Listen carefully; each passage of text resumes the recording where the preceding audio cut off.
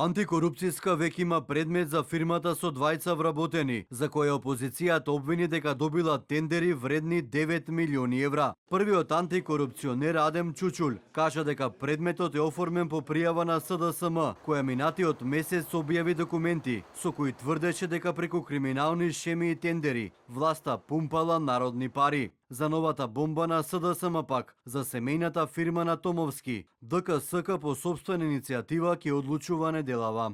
Значи, мора да ги видиме сите околности на случајот.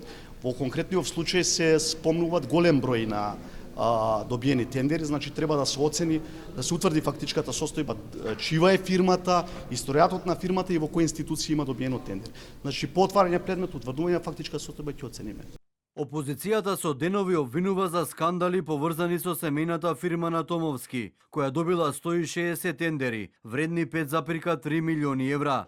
Детална истрага за случајот побара и од Transparency International. Доколку стварно постои нешто такво, институциите на системот да превземат действие и тоа да се обелодени, за конечно да можеме да кажеме дека со пресуда, со некаков факт се утврдува таквото негативно насување. Се додека работите остануваат на скандал, што може да се коментира, освен тоа дека тоа е страшно.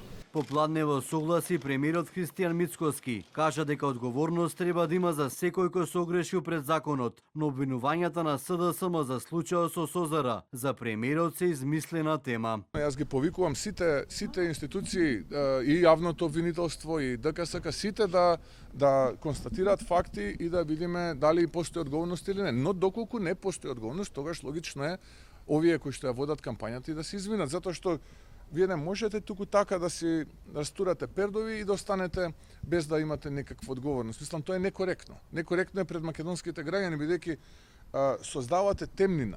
Опозицијата обвинува дека семејната фирма на Томовски, која добивала тендери, првично се викала Сити Логистик, чиј собственик во моментот на основањето бил таткото на Ивица, Витомир Томовски, а управител бил Слободан Кутановски, нивен близок роднина. Подоцна фирмата го сменила името во Сити Аутсорсинг. СДСМ објавија документ во кој, како што истакна, телефонскиот број на Томовски е наведен како контакт на фирмата. Томовски потврди дека бројот е негов, но изјави дека нема поврзано со фирмата City Outsourcing и најави тужба за СДСМ. Се огласи од фирмата City Outsourcing. Отаму негира било каква поврзаност со првиот човек на владината служба за општи и заеднички работи.